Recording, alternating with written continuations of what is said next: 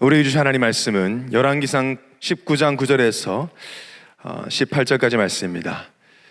제가 봉독해 드리겠습니다.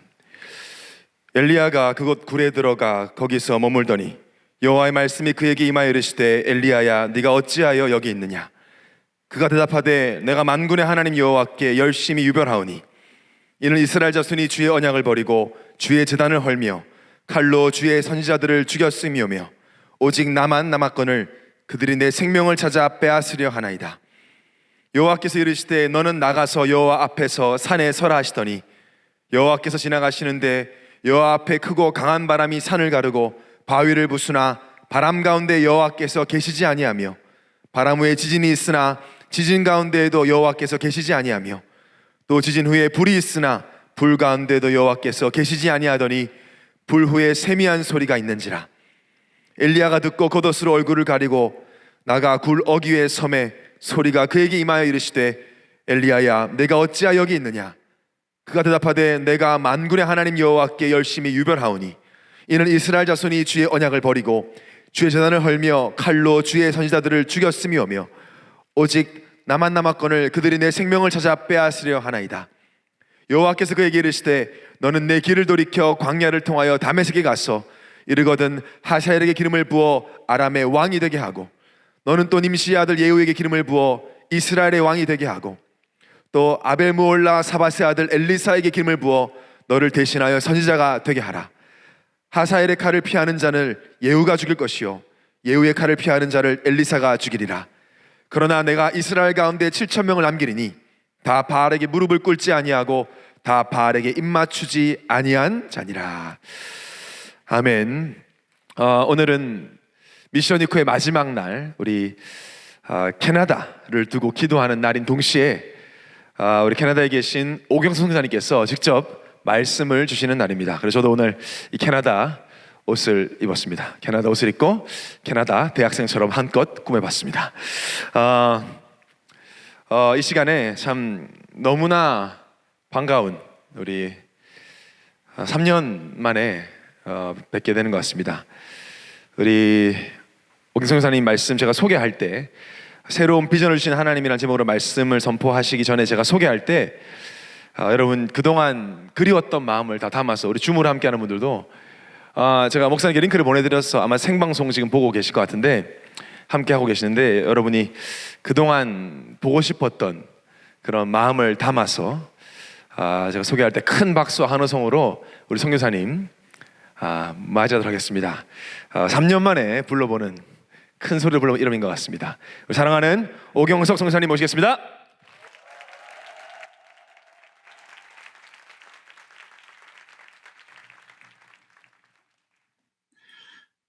읽어주신 본문 가지고 새로운 비전을 주시는 하나님이라는 제목으로 우리 청년들과 은혜를 나누고자 합니다.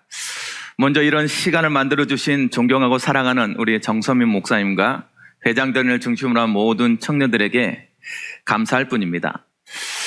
말씀의 부탁을 받고 여러 가지 감정이 오갔습니다. 사실 조금 내가 약해질까봐, 자꾸만 뒤돌아 봐질까봐, 그리고 너무 보고 싶을까봐 아무하고도 연락하기를 꺼려하고 사실은 조금 숨고 싶은 그러한 시간들도 있었습니다. 그런데 하나님이 시간표가 되었는지 이렇게 화면을 통해서라도 우리 청년들과 함께 얼굴 마주 대하면서 서로 교제할 수 있는 시간을 보여주는 걸 허락하시는 걸 보니까 이제 시간표가 우리 청년들과 함께 서로 교제하고 서로 얼굴을 봐도 내가 어쩌면 넘어설 수 있는 그런 시간표가 된 것 같습니다. 여기 선교지에서 우리 청년들과 함께 이 선교지에 있었던 작은 사소한 것들을 통하여서 선교 현장이 어떻고 우리 청년들이 어떤 선교의 가슴을 가져야 되는지 그럴 수 있는 시간을 가질 수 있는 귀한 시간이 되기를 바랍니다. 이렇게 보니까 저를 아는 사람도 조금 보이고요. 우리 김야훈 회장님을 중심으로 여러 회장단들과 임원단들 보니까 그나마 조금 아는 사람인 것 같고 또 특별히 보니까요 더 모르는 사람이 더 많은 아주 조금 낯설은 이런 행복감이 저를 기쁘게 합니다. 소망하건대 아무도 저를 모를 만큼 이 청년회가 부흥되어지고 성장하여서 그런 내가 모르는 이런 기관이 되었구나라는 그런 기쁨이 저에게는 훨씬 더 기쁠 것 같습니다. 그런 기쁨을 이렇게 소망해 봅니다. 그래서 혹시 저를 모를 사람들이 있을 것 같아서 제 소개를 하자면, 저는 캐나다 밴쿠버 예원 비전교회를 선교에 있는 오경석 선교사라고 합니다. 갑자기 이 채널에 들어오신 분들은 왜 저 사람이 이 귀한 코람데오 청년의 시간에 저렇게 말씀을 나누고 있지? 저 사람 누구야? 이렇게 생각하고 있는 사람도 있을 거고, 특별히 정선 목사님 잘린 거 아니야? 아니면 우리 정선 목사님 저렇게 살이 쪘나? 뭐 이런 수많은 생각을 하고 있는 사람이 있을 것 같아서 이렇게 조금 말씀을 드리자면, 제가 정선 목사님 전에 한 7년 정도 이 코람데오에서 사역을 한 그 인연으로 이 선교 주관을 맞이하여서 선교지에 있는 저에게 말씀을 부탁해서 이렇게 서로 교제할 수 있는 시간이 되었습니다. 정서민 목사님이 아니라고 유튜브 채널에서 이렇게 나가려고 하는 그 마우스에서 손을 떼시기 바랍니다. 한번 들어봐 주시고 같이 선교의 비전을 나눌 수 있는 귀한 시간표가 되길 주님의 이름으로 축복합니다. 저희 교회는 지금 현재 밴쿠버 다운타운에서 동남쪽으로 한 20분 정도 떨어져 있는 버나비라는 지역에 교회가 설립되어져 있습니다. 세 가정으로 시작해서 지금은 한 8가정 정도 모여는 30명에서 40명 정도 되어지는, 물론 렘넌트 포함입니다. 이렇게 안고 있는 어린아이 젖먹이만 돼도 우리는 성도입니다. 그 성도 수까지 합해서 한 30명에서 40명 정도 예배를 드리고 있는 작은 교회입니다. 저는 여러분 밴쿠버, 특별히 캐나다를 생각할 때마다 이 교회를 기억해 주시고 기도해 주시기 바랍니다. 정서민 목사님이 이렇게 메시지를 부탁하는데 이런 생각이 들더라고요. 제가 무슨 선교사로 말할 수 있냐? 아무것도 한 것이 없어요. 사실 뭐라고 말해야 될지 저는 모르겠습니다. 그래서 못하겠다 했더니 얼굴만 보여주시면 된다. 그래서 제가 여러분에게 편의를 위하여서 얼굴 잘 보이라고 제 얼굴을 크게 만들었습니다. 원래는 작은 얼굴인데 굉장히 커지게 이렇게 관리한 얼굴이에요. 그렇게 부탁을 받고 하나님 앞에서 내가 이 현장에 와서 내가 가장 사랑하는 청년들한테, 그리고 너무나도 보여주고 싶은 것들이 많았던 이 청년들 앞에 무슨 할 말이 있을까? 어떤 얘기를 해줘야 되는 것일까? 하나님께 무릎 꿇었을 때 하나님이 오늘 이 본문을 주면서 너의 있던 이야기를, 너에게 지금까지 진행되었던 이 그 소소하고 작은 일상에서 일어났던 그 일들을 그들에게 전달하고 그들에게 기도할 수 있도록 도움을 주는 증인이 되어라. 이 말씀을 듣고 여러분 앞에 작지만 아무것도 한 것이 없지만 여러분과 함께 선교라는 게 무엇이고 왜 선교지를 놓고 기도해야 줘야 되고 특별히 부족한 종을 놓고 기도해 주기를 소망하는 마음으로 이 자리에 섰습니다. 여러분, 그런 은혜들이 여기 있는 우리 모든 청년들에게 마음으로 전달되어지고 기도로 동역하여지며 같이 전 세계를 꿈꿀 수 있는 귀한 하나님이 기뻐하는 코람데오가 되어지길 주님의 이름으로 축복합니다. 오늘 본문은 엘리야가 로뎀 나무에서 스스로에게 무너져서 하나님 앞에 한탄하는 곳에서부터 시작됩니다. 그 한탄하고 있는 엘리야를 불러서 결국은 새로운 비전을 주시는 그 하나님의 모습이 지금 여기에 있는 저의 모습과 너무나도 닮았고 내가 이랬었구나라는 것을 하나님이 보여주심으로 인해서 오늘 이 메시지를 통하여서 하나님은 나에게 또 여러분에게 동일한 메시지를 주시고 우리가 무엇을 넘어서야 되고 왜 그 현장에 있으면 되지 않는지 또 선교 현장에서 있었던 작은 일들이 어떤 일인지 여러분들이 깨닫고 저를 위해서 기도해 주시고 선교 현장에 가슴을 가지고 선교에 동역할 수 있는 귀한 시간표가 되어지길 주님의 이름으로 축복합니다. 그럼 먼저 로뎀나무 아래에 있는 엘리야처럼, 로뎀나무 아래의 엘리야처럼, 이런 첫 번째 대지를 가지고 얘기하고자 합니다. 1절부터 4절 말씀 보세요. 아합이 엘리야가 행한 모든 일과 그가 어떻게 모든 선지자를 칼로 죽였는지를 이사벨에게 말하니, 이사벨이 사신을 엘리야에게 보내어 이르되, 내가 내일 이맘때에는 반드시 내 생명을 저 사람들 중 한 사람의 생명과 같게 하리라. 그렇게 하지 아니하면 신들이 내게 벌 위에 벌을 내림이 마땅하니라 한지라. 그가 이 형편을 보고 일어나 자기의 생명을 위해 도망하여 유다에 속한 부엘세바에 이르러 자기의 사환을 그곳에 머물게 하고, 자기 자신은 광야로 들어가 하루길쯤 가서 한 로뎀 나무 아래에 앉아서 자기가 죽기를 원하여 이르되, 여호와여 넉넉하오니 지금 내 생명을 거두시옵소서.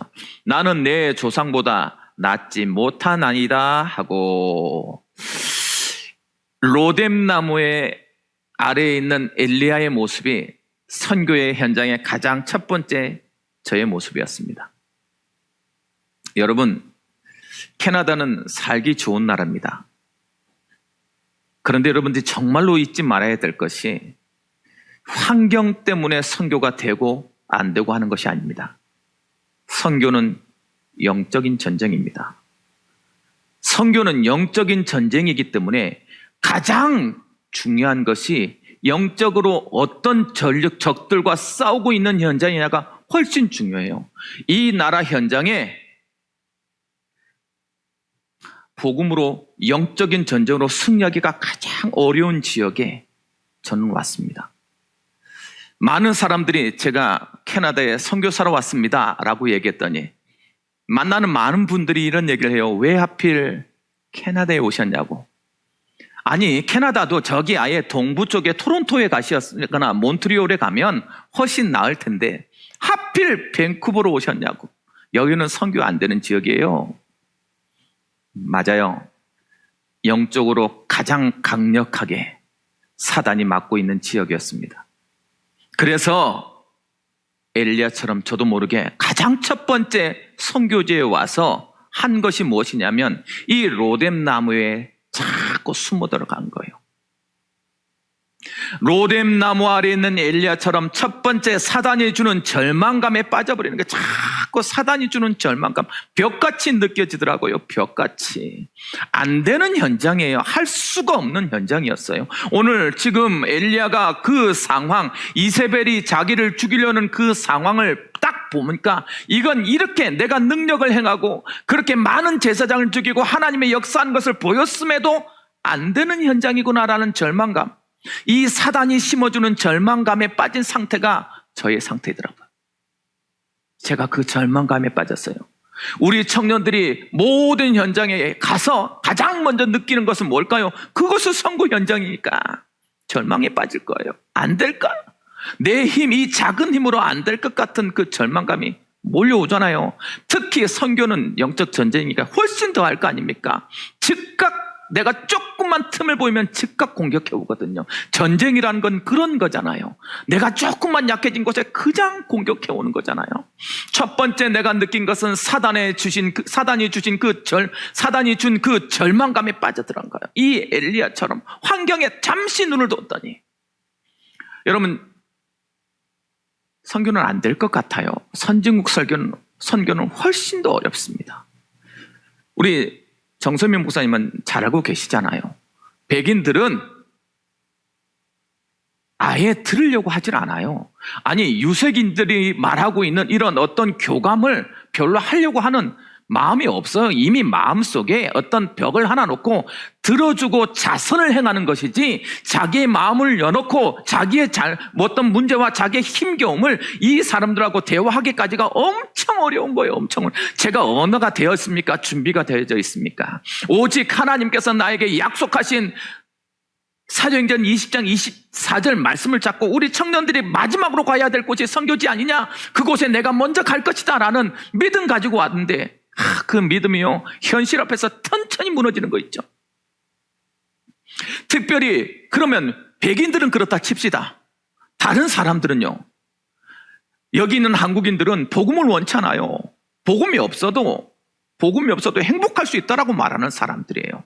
가장 인본주의적인 것에, 가장 사람이 사람답게 살 수 있는 그곳에 포인트를 맞춰주고 있는 나라가 이 나라입니다. 하나도 다 국가가 책임질 수 있는, 행복으로 따지자면요, 전혀 나는 행복하지 않을 이유가 없는, 복음이 필요 없어요. 내가 굳이 왜 내 시간을 들여서 예배를 드려야 되냐? 아니, 내가 왜 굳이 내 힘을 들여서 인간관계가 힘겨운 그 교회의 어떤 공동체 안에 들어가야 되냐? 나는 하지 않겠다. 복음이 필요 없는 사람들한테 복음을 전하러 왔다 그러니 어떻게 되겠어요? 여러분, 그 절망감이 저를 로뎀나무 아래로 자꾸 밀어 넣는 거예요. 안 되는 것인가? 내가 잘못 온 것인가? 사실은 뭔가 조금 이룰 수 있었던 능력이 있었던 것 같은 내가 훨씬 더 원망스러운 거예요. 내가 어디 가서든 복음의 능력으로 그것을 무너뜨릴 수 있을 거라는 어떤 나도 모르게 가지고 있던 이 교만한 자신감이 훨씬 더 나를 로뎀나무 밑으로 훨씬 집어넣게 만들더라고요. 그 중에 가장 결정타는 뭐냐? 팬데믹이에요. 참. 선교 안 하는데 1년 딱 지나고 있는데 팬데믹이. 사람 만나지 말해. 사람 만나지 말해. 선교하러 왔는데 선교사가 선교할 수가 없어. 모르겠어요. 그냥 누리면 되지 않냐? 그럴 사람도 있겠죠. 더 잘된 거 아니냐? 어떤 선교사님은 그렇게 말씀하시더라고요. 이것도 하나님의 시간표인 줄 알고 나는 휴식을 취할 수 있는 시간으로 가지겠다. 저는 그 선교사님의 여유가 부러웠어요. 제 성격이 그래서 그런지, 아니면 내 심령 자체가 영적 문제가 심각해서 그런지 저는 그렇게 못하겠더라고요. 그러니 더 노력할수록, 더 열심일수록 그 절망감은 훨씬 더 깊은 곳으로 나를, 로뎀나무의 끝으로 나를, 이제 조카 오니. 맞아요. 사단의 절망감이 이 선교주의 처음이었습니다. 여러분들도 여러분 현장에 가서 첫 번째 느끼게 될 그 현장에 아마 이 절망감이 있었을 거예요. 두 번째, 로뎀나무 아래 엘리야가 어떤 마음이었을까요? 언약 놓치고 불신앙에 빠진 상태였지 않을까요? 왜 언약을 놓쳤냐? 여기 말씀해 봐잖아요. 3절 말씀에 이렇게 돼 있어요. 그가 이 형편을 보고 일어나. 이 눈이 형편에 가는 순간, 자신의 상태에 잡혀져 버린 거예요. 맞아요. 환경을 보고 나를 봤더니 내가 할 수 있는 게 하나도 없는 거예요. 그때서부터는 나에게 잡힙니다. 아무것도 할 수 없는 무능한 내가 보여지는 거 있죠. 왜 이렇게 또 영적 문제도 많은지. 그렇게 많아요. 그렇게 많고 또 원망, 불평 왜 이렇게 많은지. 아니 거기다가 소심까지 해. 막 잘 삐져. 막 여러 가지 상처들이요. 마음속에서 막 무슨 뭐 올라오듯이 막 올라오는데요. 나 혼자 관리하기도 힘들어 있는 그런 상태가 되더라고요. 선교지인데, 내가 선교사러 왔는데, 아니 적어도 우리 청년들한테 선교 가야지, 너희가 결론은 선교야, 내가 이렇게 선교했어 라고 뭔가를 보여주고 목사님에게도 나오면서 내가 3년 안에 참나. 모든 영적 문제가 종합 세트 1호, 종합 선물 세트 1호, 어마어마한 큰 그 선물 세트 1호처럼 막 나한테요 너무 접어드는 거 있죠. 그 영적 문제 나를 자꾸만 로뎀나무 아래로, 모든 것이 안 될 이유로 보여요. 안 될 이유로. 가서 열심히 현장을 갑니다. 안 받겠다는 사람을 설득해서 복음을 받게 만들고, 훈련을 안 받겠다는 사람을 설득해서 꼭 받아야 된다는 이유를 가지게 만들어서 훈련장 현장에 자꾸 갑니다. 절대 안 변할 것 같은 거예요. 가면서 이미 내가 불신앙해. 가면서 내가 이미 마음에 답을 가지고 있어. 안 해, 절대. 그런데 문제는 뭐냐면 새로운 문이라도 열리면 내가 가겠는데 새로운 문이 안 열려버려요. 사람 만날 수가 없으니. 그 상태는 나를 자꾸만 더 로데나무 아래로 자꾸 이끌어갑니다. 그 로데나무 아래에 있는 엘리야의 마지막 마음은 외로움의 마음이 아니었겠어요? 맞아요. 이 선교사의 마지막 마음은 외로움이었어요.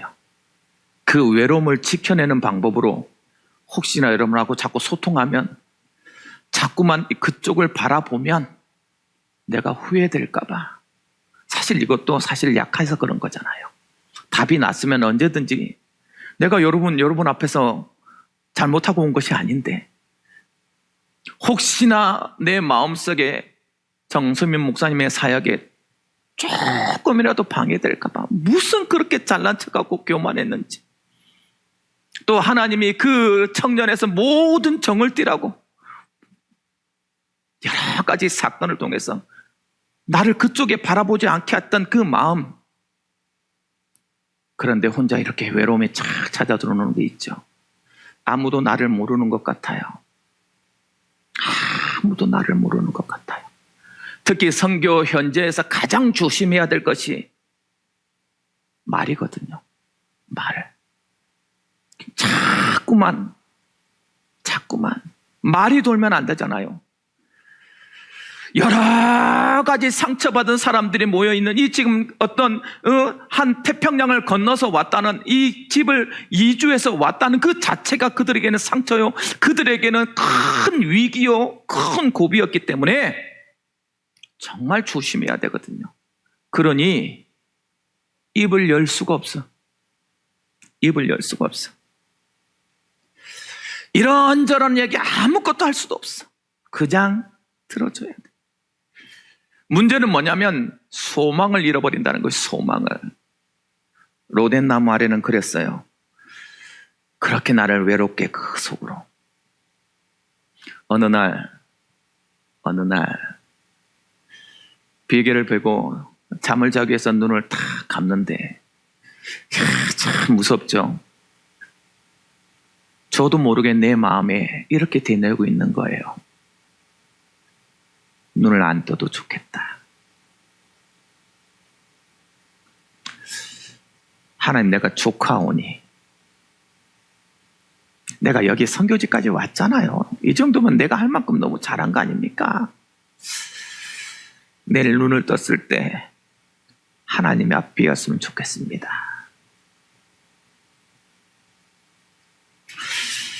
오늘 로뎀나무 아래에 있는 엘리야의 마지막 고백이 나의 고백이 되더라고요. 여러분, 이것이 끝입니까? 제가 이것이 끝이었다면 이 현장에 서지 않았을 거예요. 지금 우리 청년들 앞에 아무도 모르는 외로움, 우리 청년들이 느끼고 있는 사단이 갖다주는 절망감, 절대로 할 수 없을 것 같은 불신한 상태가 된 우리 청년들한테 저는 오늘 이렇게 말할 거예요. 그 로뎀나무 앞에서 나와라. 그 로뎀나무 밑에서 드디어 자리를 들고 일어나라. 하나님이요, 저에게 해준 말이에요. 아들아, 네가 어찌하여 거기 있느냐. 여러분, 우리는 실패로 끝날 사람들이 아닙니다. 선교는 내가 하는 게 아니에요.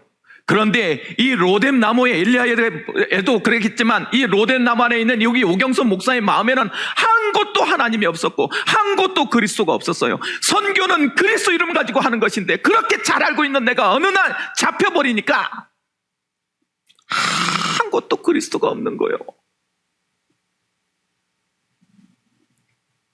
아들아, 야 오선교사야, 네가 왜 거기 있느냐.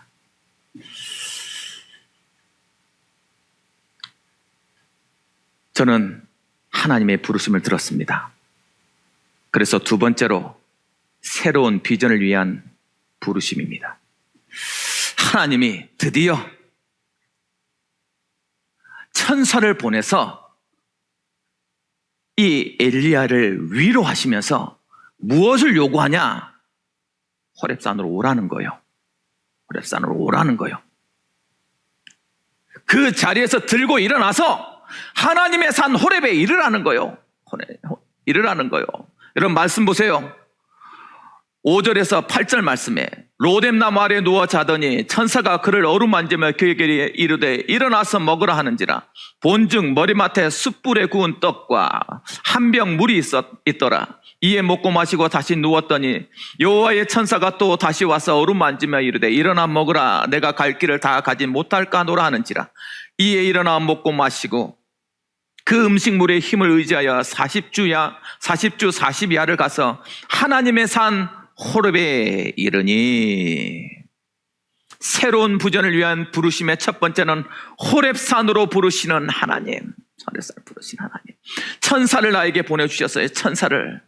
어떤 장로님이요 나에게 와서 그렇게 말하는 거예요. 제가 기도하는데 목사님, 하나님이 나한테 이렇게 말해요. 너 때문에 이 교회가 아무것도 안 되고 있고 저 목사님이 하는 모든 사역을 네가 다 맡고 있다. 그런데 내가 뭘 맡고 있는지 모르겠어요. 그렇지만 하나님이 그렇게 말씀을 하셨으니 내가 목사님께 와서 회개합니다. 목사님께 이 말을, 이 고백을 해야 될 것 같아요. 죄송합니다 목사님. 목사님 말씀에 내가 무조건 순종하겠습니다. 참, 하나님 위로하시는 거 있죠. 하나님 위로하시는 거 있죠. 저는 그곳에서 천사를 봤어요. 아니 그분의 고백이 아니라 하나님의 위로의 손길을 봤어요. 하나님이 나한테 관심이 있다는 것을 저는 확신할 수 있었어요. 하나님이 이 사역에 관심이 있구나라는 것을 저는 확신할 수 있었어요. 그래서 하나님의 부르심의 소리가 나에게 들려지기 시작한 거요. 아들아, 너의 낙심의 자리, 불평의 자리, 사단의 메인 그 자리에서 일어나라, 일어나라. 그리고 하나님이 약속한 그 호렙의 말씀에 그 집중할 수 있는 현장으로 나오라. 여러분, 우리의 끝은 실패가 아닙니다. 우리의 끝은 낙심이 아니에요. 우리가 결국 안 되네라고 절망하는 것이 우리의 모습이 아니에요. 하나님은 엘리야가 로뎀나무에 있어야 될 시간표가 필요했기 때문에 철저하게 자신의 어떤 능력, 자신이 보여줬던 그 증거가 아니라 하나님을 바라보는 것이 중요했기에 그 시간표를 허락하신 거예요. 어쩌면 더 하나님의 마음이 훨씬 더 엘리야보다 힘겨웠을지도 몰라요. 그 기다림이.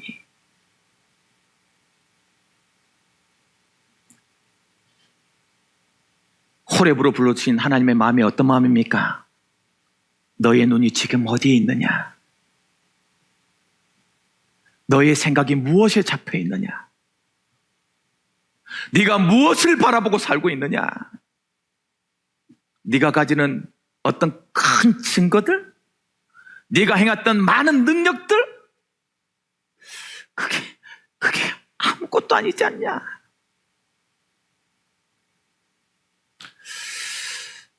하나님이 저에게 언약을 다시 한번 집중하라고 호렙을 불렀어요.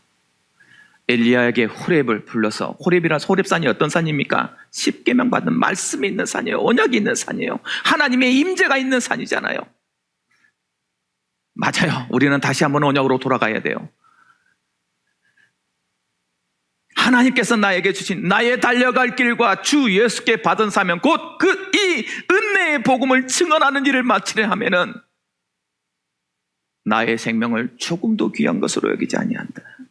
뭔가 해보겠다고, 뭔가 할 수 있다고, 내가 이 청년들 후배들한테 난 보여줄 거라고, 이 교회에서 그나마 제자로서 쓰임받은 정은주 목사라는 제자의 그 타이틀에 맞는 어떤 사역을 나는 보여주겠다고 하는 그 모든 것이 나를 절망에 빠지게 만들고 나를 로뎀나무 아래로 들어가게 만들었는데, 하나님의 음성은 거기서 빠져나와 호렙으로 나오라.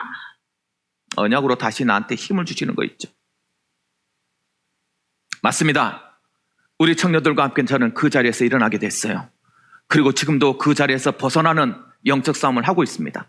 사단은 자꾸만 나를 로뎀나무로 자꾸 인도하지만 나는 그 현장이 아니라 하나님의 언약 호렙을 향해 달려가고 있는 것입니다. 여러분, 여러분의 모든 삶도 저와 같길 바랍니다. 하나님이 하나님의 산 호렙에 딱 이루었어요. 엘리야가 하나님이 주신 힘을 가지고 하나님의 산 호렙에 딱 도달했어요. 그러면 하나님 응답하셔야 되지 않습니까? 아니, 우리가 언약을 회복했고 말씀을 회복했고 예배를 회복했고 은혜를 회복하면 하나님은 응답하셔야 되잖아요. 호렙에 임한 엘리야의 도착한 그 엘리야한테 응답이 바로 당장에 왔으면 좋겠는데 희한해요.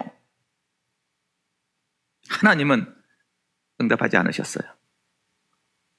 하나님의 시간표를 조금만 더 기다리라는 거요. 기다리라는 거요.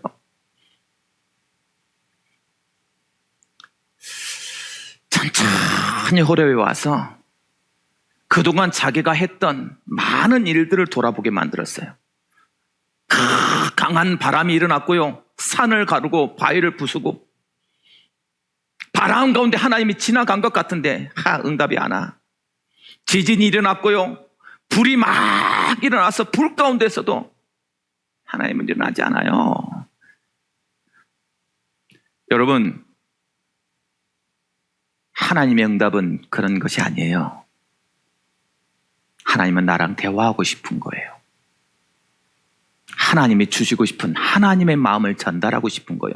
선교는 대단한 역사를 일으키는 것이 물론 나중에는 그렇게 될 겁니다. 저는 그걸 확신합니다.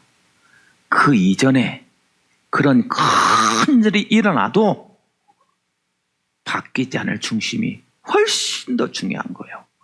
바뀌지 않는 루틴이 훨씬 더 중요한 거예요. 그것을 회복하라는 거예요.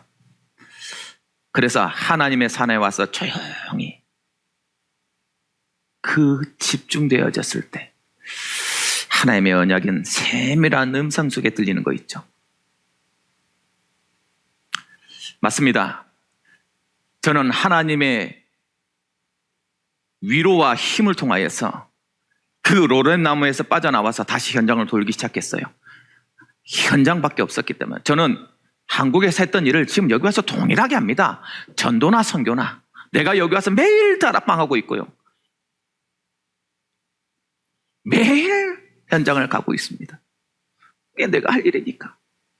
그런데 그 현장에 갔더니요, 하나님이 조금씩 세밀한 음성을 들려주시는 거 있죠.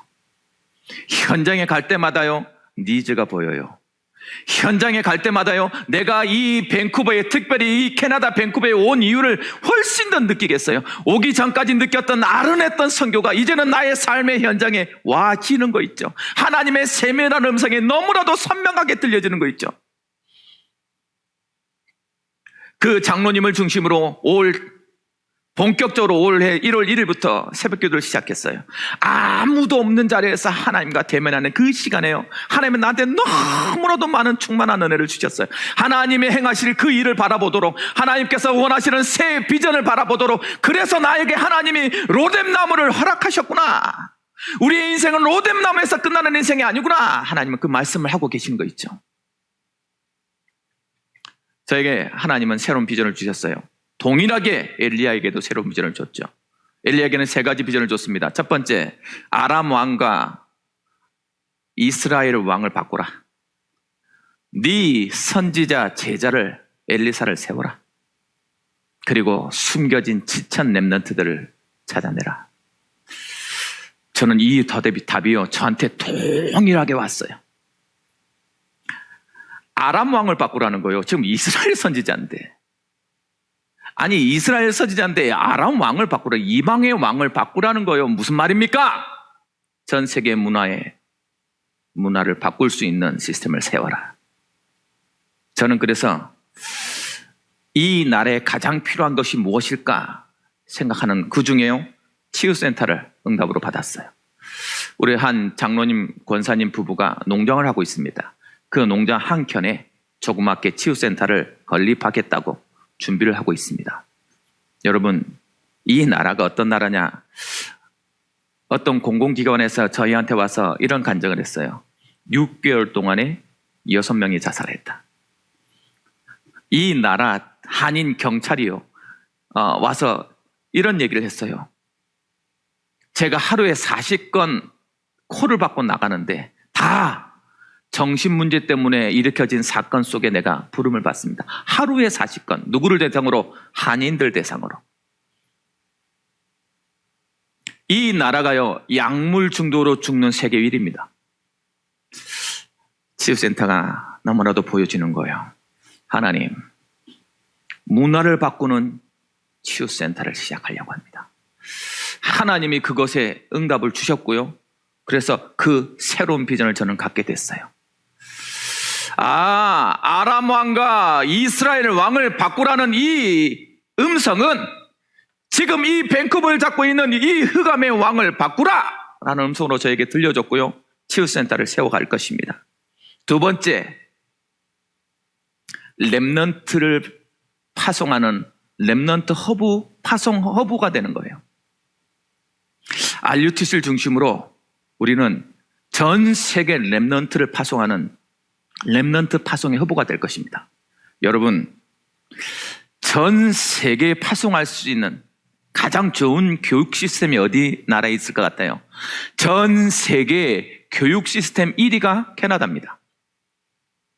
캐나다예요. 학업을 위한 가장 준비된 시스템이 가장 잘 돼 있는 나라.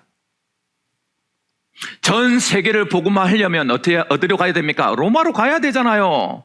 로마라는 것은요, 지금 바울이 가는 로마는 여러 가지 이유가 있는데 첫 번째는 모든 곳을 갈 수 있는 언어권이 되어진 곳. 그 갈 수 있는 통로가 되어지는 곳을 로마로 바라봤을 거예요. 저는 이 밴쿠버가 그렇게 될 줄 믿습니다. 우리 렘넌트들을 어릴 때부터 키워서 고3 때까지 잘 키워서 미국의 대학에, 영국의 대학에, 저 호주의 대학에, 특별히 중국의 대학에 많은 사람들을 전 세계로 보낼 수 있는 교육 시스템을 잘 받아서 보낼 수 있는 곳이 어디다? 이 캐나다다. 그러기 위해서 우리 중직자들에게요, 산업을 성공해라. 누구든지 와서 여기서 먹고 살며 아이들을 키우는데, 우리 렘넌트를 키우는데 모든 것을 할 수 있도록 시스템을 준비해라. 지금 그거 준비하고 있습니다. 여러분들이 결혼해서 아이가 낳아지면 소망하시기 바랍니다. 전 세계를 향해 갈 수 있는 시스템이 마련될 수 있도록 렘넌트 파송의 허브가 될 것이에요. 여러분 그렇게 기도해 주세요. 세 번째는요, 엘리사와 같은 선교사 제자예요. 저는 저희 아이들을 선교사로 만들 것입니다. 그들이 뭘 해도 상관없어요. 결국은 저와 같이 선교사가 될 거예요. 꾸준히 지금 귀에다가 못이 박히게 얘기하고 있습니다. 너는 뭐다? 선교사다. 목사님, 아빠 나는 이거 하고 싶은데 기계로서 이렇게 교수같이 이런 걸 하고 싶은데요. 괜찮아. 교수하는데 결론은 선교사 할 거야. 아빠 나는 의사 아우 잘됐다. 선교사하는데 가장 좋다. 선교사 해라. 내가 어떻게든 선교사. 여러분, 우리 성도 중에 한 사람이 캐나다인 교회에 갔는데 그 캐나다인 교회에서 같이 하는 게 선교 주간을 한번 이렇게 좀 가졌나 봐요. 그래서 각자 온 나라에 국기를 했는데 300명 되는 지역에 57개 나라의 국기가 꽂아졌대요. 이 캐나다가 그런 나라요. 인종차별이 가장 없는 선진국. 누구든지 올 수 있어. 그리고 잘 준비된 현장을 가지고 전 세계로 가는 네트워크를 만들 수 있는 허브. 저는 우리 렘넌트들 그렇게 키워갈 것입니다. 하나님은 로뎀나무에 있는 저를 불러내어서 하나님의 언약 속에 깊이 잠기게 만들고 이 현장에 있어야 될 새로운 언약을 저에게 주셨습니다. 오늘 여러분에게 하나님은 동일하게 말하고 싶어 할 것입니다. 여러분 현장에서 하나님이 주시는 세밀한 음성을 듣고 하나님이 주시는 새로운 사명을 가져봐라. 그것이 선교의 시작이다. 오늘 그 응답을 받는 우리 예원, 특별히 코람데오 청년의 모든 청년들이 되길 주님의 이름으로 축복합니다. 결론입니다. 증인이 되고 싶어선 자리입니다. 선진국 선교가 사실 쉽지 않습니다. 와서 가장 많이 후회한 것 중에 하나가 뭐냐면 필리핀이나 동남아시아나 싱가포르나 아니면 좀 낙후된 지역에 갈 걸. 저 아프리카나 뭐 이런 데 갈 걸. 그러면 조금 높은 위치에서 그들을 도와줘가면서 선교할 수 있을 거 아닙니까? 물론 환경은 조금 어렵고 조금 버겁겠지요. 그래도 나는 위치가 도움주는 위치가 될 거 아닙니까? 참. 캐나다는 작은 사람, 이렇게 힘없는 사람이 힘 있는 사람을 복음을 전하려고 하니 이게 더 어렵더라고요. 그런 후회가 되더라고요. 아니, 우리 본교에서 최선을 다해서 선교비 주는데, 아니, 1000불만 되면 필리핀 같은 데서는 괜찮은데, 아니, 많이 받고 가난하는 내가 왜 하필 여기 왔을까?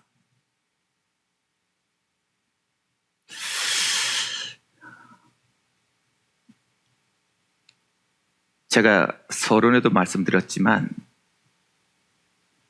선교는 환경의 전쟁이 아닙니다. 선교는 영적인 전쟁이에요. 영적인 환경은 이 현장이 훨씬 더 어렵습니다. 여러분, 제가 잘 살려고 왔으면 하나님이 나를 판단하실 것입니다. 그러나 제가 선교하러 왔다면 이 현장은 가장 어려운 격전지에 저를 보낸 겁니다. 담임 목사님이 너이니까 내가 보낸다. 너이어서 내가 보낸다. 너라면 할 수 있을 것이기에 너를 보낸다. 제 귀에 항상 쟁쟁하게 들립니다. 여러분의 기도의 후원, 여러분들이 열정을 가지고 이름을 불러주는 그 포탄이 이 선교 현장은 너무나도 필요합니다. 여러분들이 기도해서 하늘 보좌를 움직여 주시기 바랍니다. 여러분들의 부르짖음이 시공간을 초월한 이 현장의 응답으로 되어지길 소망합니다. 적어도 내가 믿음의 배경이 있다는 것, 적어도 내가 700명, 1000명이 되는 청년들의 배경이 있다는 걸 현장에서 누릴 만큼 여러분 저희 배경이 되어 주시기 바랍니다. 저를 위해서 기도해 주시고 기도의 끈으로 꽁꽁 묶어서 그 기도의 포탄이 이 선교 현장의 가장 어려운 이 격전지에 떨어져서 이 밴쿠버 예원 비전교회가 전 세계 237을 바뀌는 대표적인 교회로 쓰임 받아질 수 있도록 가슴을 가지고 기도해 주시고 마음을 모아서 힘써 간구해 주시면서 저에게 힘이 되어 주시고 배경이 되어 주시길 바랍니다. 말씀을 마치겠습니다. 특별히 다시 한번 우리 정말 사랑하고 존경하는 정신 목사님과 후배들, 너무 자랑스럽고 너무 가슴에 절절합니다. 이 은혜가, 적어도 이 선배가 간 그 발걸음이 우리 청년들에게 기억되어지고 우리 청년들이 그 길을 따라올 수 있는 그 발걸음이 되길 소망하며 은혜를 맞추고자 합니다. 여러분에게 다시 한번 선교의 소망이 생겨지는 귀한 날 되길 바랍니다. 사랑의 하나님, 우리 청년들과 함께 은혜를 나눴습니다. 저에게 있었던 작은 일들, 소소한 일들을 하면서 이야기하면서 하나님이 전달하라고 하신 그 말씀을 전달했습니다. 주여, 이곳도 선교지지만 우리 청년들이 가는 모든 현장은 곧 선교지요 격전지가 아닙니까? 절대로 로뎀나무에 머물러 있는 청년들이 아니라 이제는 일어나서 언약의 산 호렙에 이르러서 하나님이 그 현장을 보게 만들고 그 만남을 가지게 만들고 그를 통해서 소망하게 만드는 새로운 비전을 허락하여 주사 하나님이 기뻐하는 일에 쓰임받을 수 있는 이 쿠람대오가 될 수 있도록 역사하여 주옵소서. 전 세계 앞에 청년 공동체가 어떤 공동체인가를 보여줄 수 있는 유일한 공동체가 쿠람대오 아닙니까? 이들이 그 힘을 가지고 하나님이여 시공간 초월의 응답을, 하늘 보좌의 능력을, 237의 빛의 증거를 가지는 귀한 청년들이 될 수 있도록 역사하여 주옵소서. 예수 그리스도 이름으로 축복하며 기도드리옵나이다. 아멘.